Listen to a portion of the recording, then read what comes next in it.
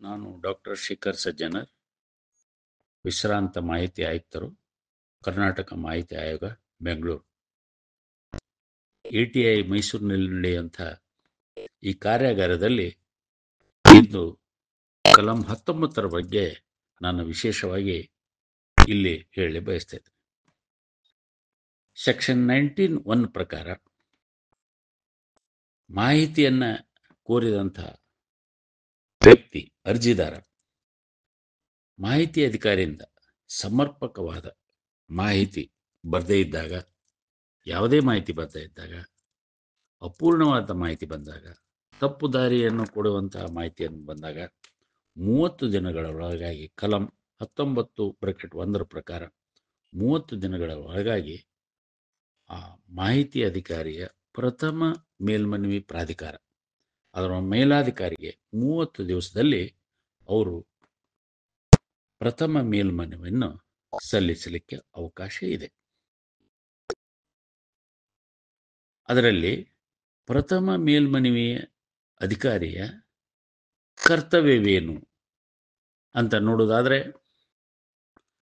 ಪ್ರತಿ ಪ್ರಾಧಿಕಾರದಲ್ಲಿ APIO ಅಂದರೆ ಸಹಾಯಕ ಮಾಹಿತಿ ಅಧಿಕಾರಿ ಈ ಎಲ್ಲ ಪ್ರಥಮ ಮೇಲ್ಮನವಿಗಳನ್ನು ಸ್ವೀಕಾರ ಮಾಡಿ ಪ್ರಥಮ ಮೇಲ್ಮನವಿ ಅಧಿಕಾರಿಗೆ ಇದನ್ನು ಸಲ್ಲಿಸಬೇಕು. ಪ್ರಥಮ ಮೇಲ್ಮನವಿ ಅಧಿಕಾರಿಯ ಕೆಲಸ ಏನಂದ್ರೆ, ಕಲಂ 92 ಪ್ರಕಾರ ಒಂದು ವೇಳೆ ಮೂರನೇ ವ್ಯಕ್ತಿಗೆ ಸಂಬಂಧಿಸಿದ ಮಾಹಿತಿ ಇದ್ರೆ ಅವನು ಮಾಹಿತಿ ಅಧಿಕಾರಿಗೆ ಕಲಂ 11 ಪ್ರಕಾರ ಮಾಹಿತಿಯನ್ನ ಡಿಸ್ಕ್ಲೋಸ್ ಕೊಡಲಿಕ್ಕೆ ಅಬ್ಜೆಕ್ಷನ್ ಮಾಡಿದ್ರೆ ಕಲಂ 19(2) ಪ್ರಕಾರ ಮೂರನೇ ವ್ಯಕ್ತಿಗೆ ಅಲ್ಲಿ ಹಾಜರಾಗಲಿಕ್ಕೆ ಅವಕಾಶವನ್ನು ಮಾಡಿಕೊಡ್ಬೇಕು. ಕಲಂ 19(4)6 ಪ್ರಕಾರ ಸಾರ್ವಜನಿಕ ಮಾಹಿತಿಯ ಅಧಿಕಾರಿ ಸಮರ್ಪಕವಾಗಿ ಮಾಹಿತಿಯನ್ನು ಕೊಡದೇ ಇದ್ರೆ ಅರ್ಜಿದಾರ ಅಂದ್ರೆ ಮೇಲ್ಮನವಿದಾರ ಮೇಲ್ಮನವಿಯನ್ನು ಸಲ್ಲಿಸಿದ 30 ದಿವಸ, ವಿಶೇಷ ಸಂದರ್ಭದಲ್ಲಿ 40 ದಿವಸಗಳ ಒಳಗಾಗಿ ವಿಚಾರಣೆಯನ್ನು ನಡೆಸಿ ಪ್ರಥಮ ಮೇಲ್ಮನವಿ ಪ್ರಾಧಿಕಾರಿ ಒಂದು ಆದೇಶವನ್ನು ಹೊರಡಿಸುವಂಥ ಅವಕಾಶ, ಜವಾಬ್ದಾರಿ ಇದೆ. ಈ ನೋಟಿಸನ್ನು ಕಳಿಸಬೇಕಾದ್ರೆ ಕಡಿಮೆ ಅಂದರೆ 10 ದಿವಸ ಮೊದಲು ಈ ನೋಟಿಸ್ ಜಾರಿ ಆಗಬೇಕು. ಯಾರಿಗೆ? ಮಾಹಿತಿ ಅಧಿಕಾರಿ ಹಾಗೂ ಅರ್ಜಿದಾರರಿಗೆ, ಮೇಲ್ಮನವಿದಾರರಿಗೆ.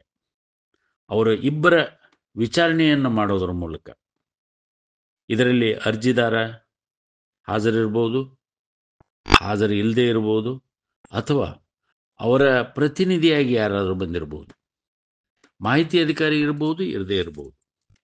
ಒಟ್ಟು 45 ದಿವಸಗಳ ಒಳಗಾಗಿ ಈ ದಾಖಲೆಗಳೇನಿದೆ ಆ ದಾಖಲೆಗಳ ಆಧಾರದ ಮೇಲೆ ಅವರು ಮಾಹಿತಿಯನ್ನ ವಿಚಾರಣೆ ಮಾಡಿ, ಇಬ್ಬರನ್ನು ವಿಚಾರಣೆ ಮಾಡಿ, ಈ ದಾಖಲೆಯನ್ನು ವಿಚಾರಿಸಿ, ದಾಖಲೆಯನ್ನು ಪರಿಶೀಲಿಸಿ 45 ದಿವಸದ ಒಳಗಾಗಿ ಅವರು ಆದೇಶವನ್ನು ಹೊರಡಿಸಿ ಅರ್ಜಿದಾರರಿಗೆ ಅಂದರೆ ಮೇಲ್ಮನವಿದಾರರಿಗೆ ಹಾಗೂ ಮಾಹಿತಿ ಅಧಿಕಾರಿಗೆ ಅವರು ಇಂಟಿಮೇಷನ್ ಮಾಡುವಂಥ ಜವಾಬ್ದಾರಿ ಅವರದು. Karnataka honourable high court of Karnataka Gulbarga bench, division bench has already ruled that it is the responsibility of the first appellate authority to hear and dispose of the case, appeal within 30 days, maximum within 45 days. Otherwise, he is liable for the disciplinary action under section 20(2) of the Act because of dereliction of his duty.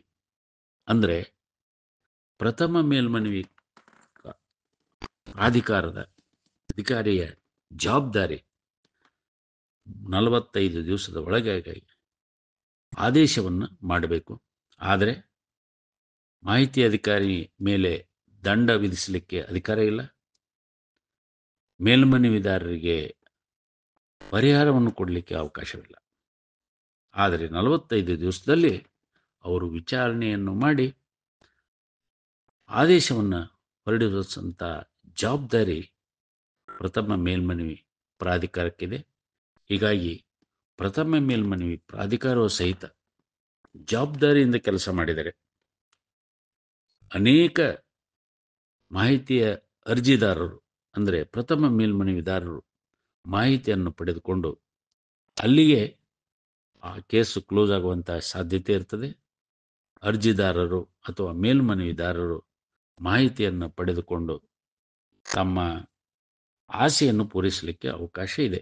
ಹೀಗಾಗಿ ಪ್ರಥಮ ಮೇಲ್ಮನವಿ ಪ್ರಾಧಿಕಾರದ ಜವಾಬ್ದಾರಿ ಬಹಳ ಮುಖ್ಯವಾಗಿದೆ. ಧನ್ಯವಾದಗಳು.